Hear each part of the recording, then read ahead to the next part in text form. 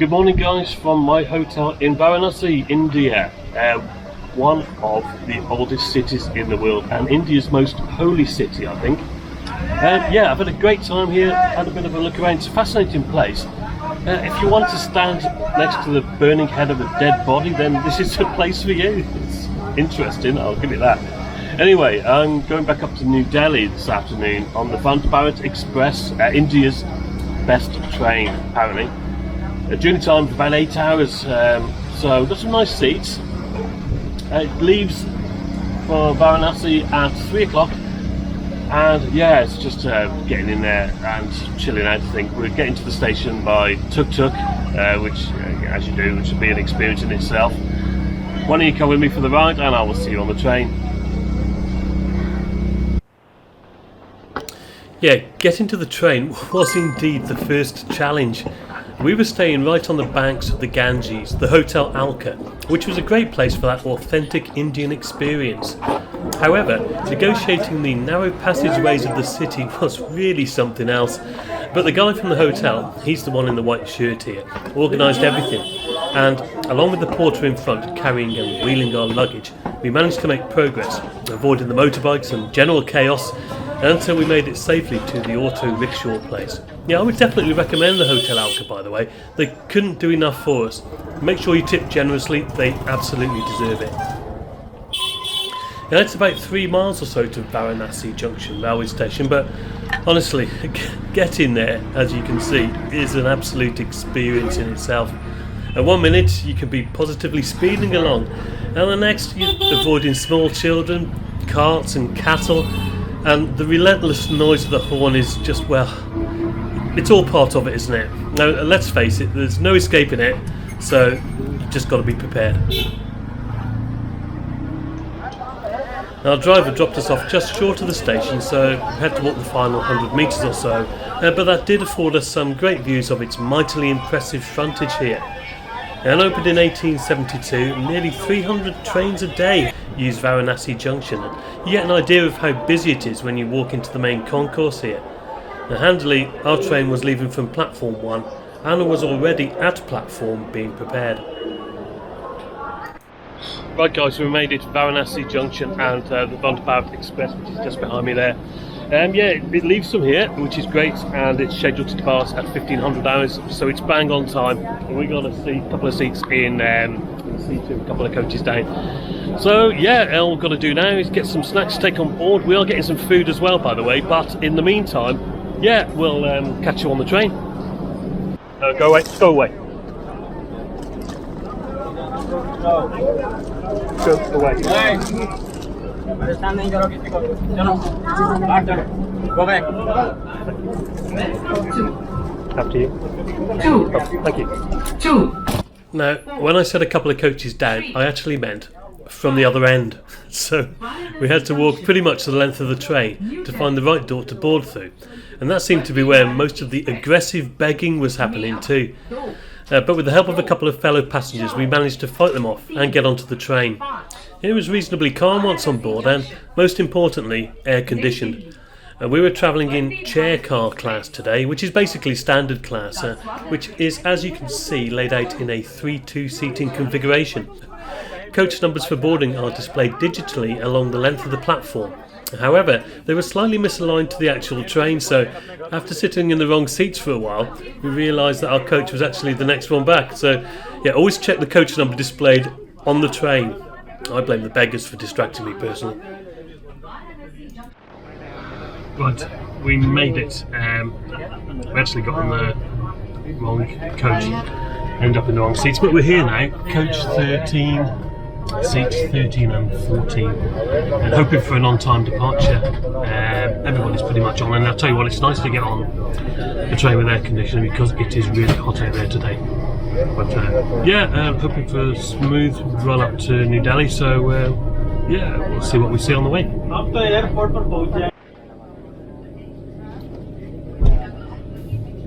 Well, this was a good start, wasn't it? Leaving bang on time at 1500 exactly for the 771 kilometres or 479 miles up to New Delhi.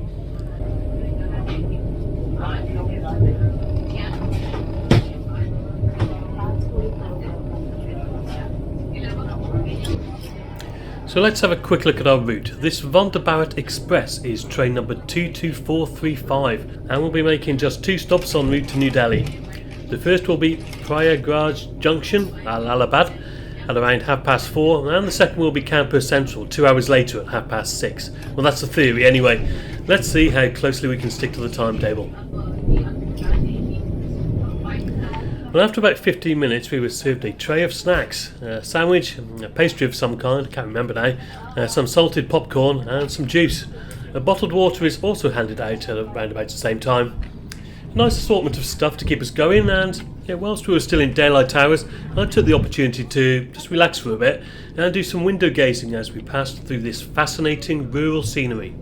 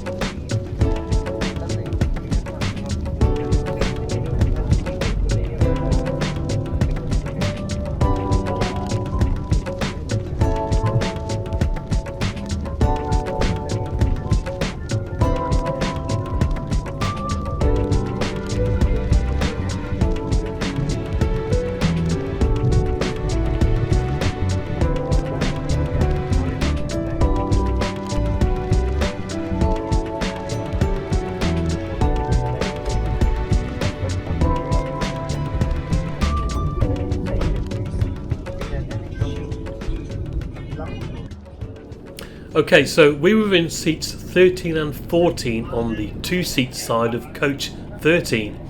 Neither of us are very superstitious, fortunately. The train wasn't particularly full at this point, with this set of 3 seats opposite being completely empty.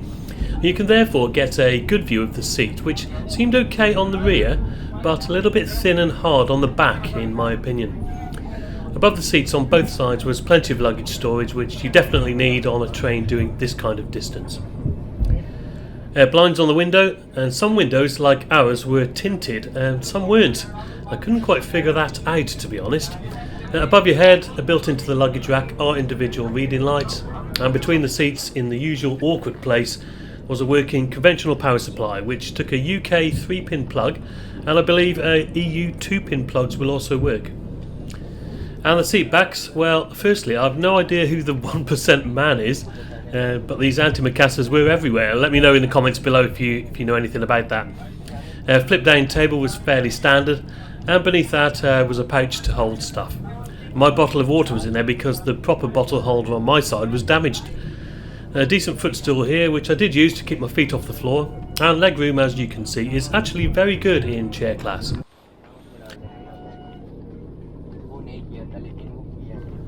Right, we're approaching Prayagraj now, our first stop, but before we do so, we must cross the mighty Ganges on the 2,000 metre long Varanasi railway bridge, where you will note a further railway bridge is currently being constructed alongside it. Enjoy the views as we steadily make our way along this 100-year-old bridge towards the city.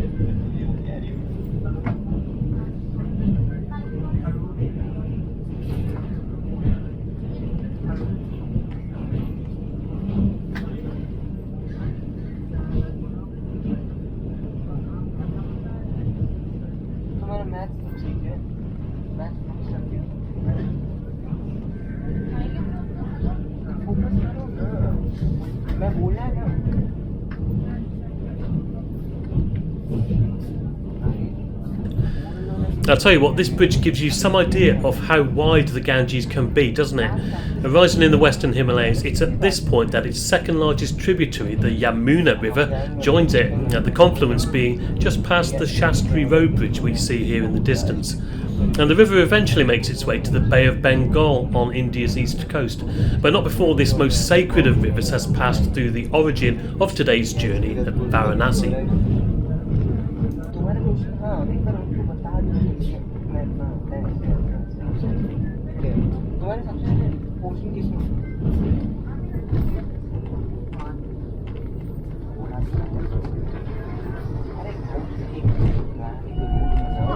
Prayagraj junction station पर पहुंचने वाले हैं.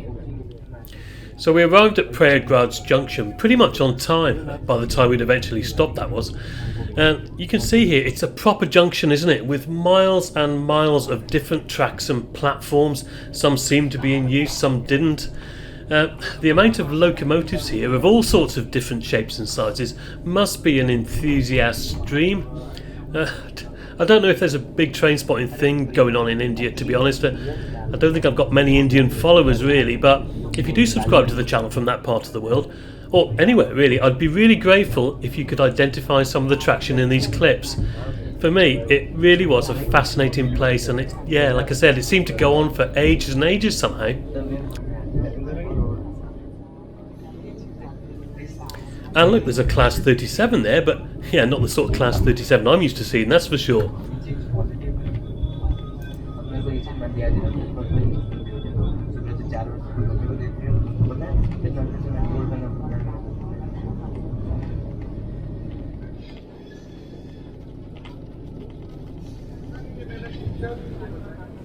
Anyway, we were soon off again, and the 1% man was still staring at me with those ridiculous sunglasses on.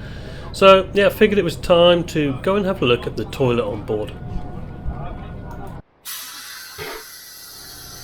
Located at the far end of the coach, there was one Western style and one Indian squat style toilet. Now, predictably, I chose the Western style, which was fine actually. Yeah, okay, a bit grubby, but everything was well stocked and in good working order.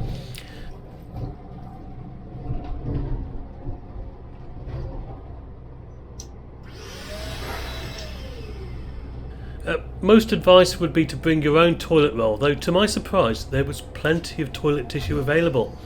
Still best to bring your own though. This could well be the exception to the norm in fact.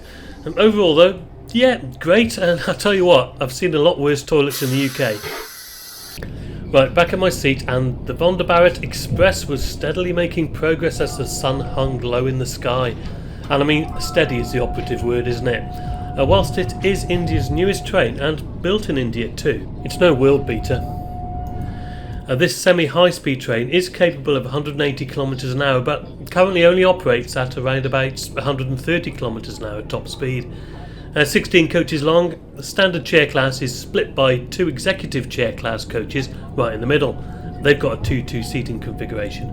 Now the seats may well be more comfortable in there because, yeah, nearly 4 hours in, I was okay, but I'm not sure I'd last another 4 hours in the same sitting position.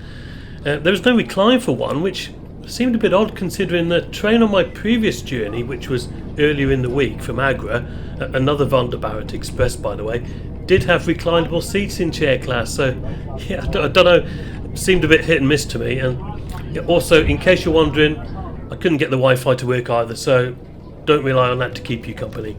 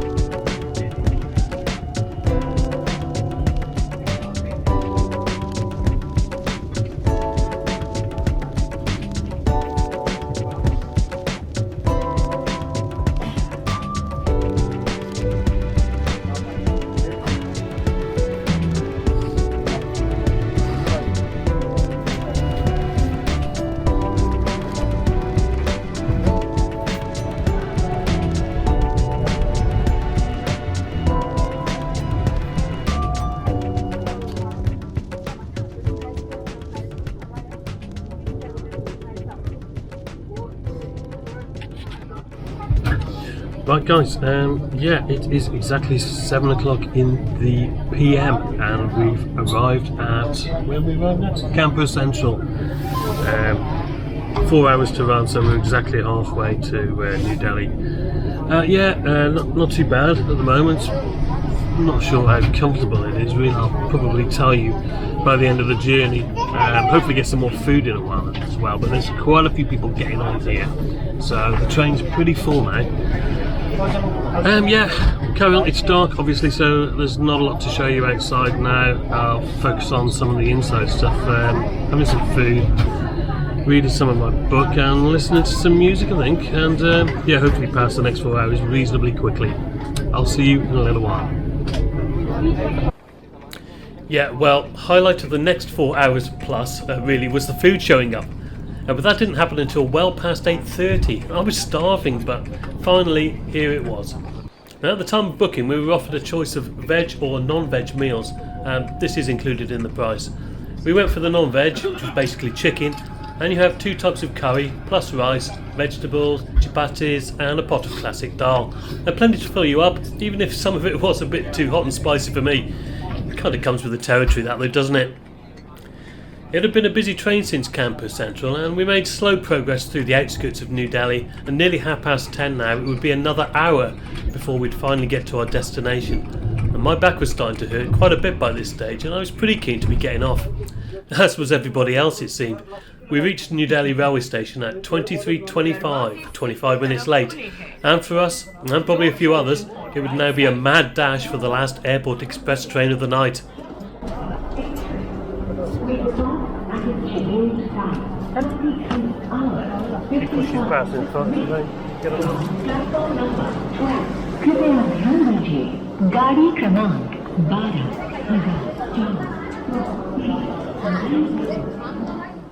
Now, basic price paid for this one-way journey in chair class was 1,750 Indian rupees at the time of recording. Executive class was 3,305 Indian rupees. We did make the last train, just, but it had been a long day, and so my usual summary of the trip had to wait until the next morning. Good morning guys from the Ibis Hotel in New Delhi, Aero City. And I had to record the end piece this morning because when we got to New Delhi railway station last night, we were about 25 minutes late on the Vande Bharat Express. Really had to dash for the last train out to Aero City, which leaves at 11:40. It's a bit stressful really. What do you think? Let me know, would you travel for, what was 8 hours and 25 minutes on the train from Varanasi to New Delhi or anywhere in India today? I mean, there were good trains and there were not so good trains in my recent experience. And let me know in the comments below. I thought, it was alright. Not the most comfortable ride I've ever had. Legroom was good, wasn't it? They served some food. If you like that kind of thing, it's enough to keep you going, isn't it? So like I said, let me know in the comments below. Thank you very much for watching, and as always guys, cheers for now.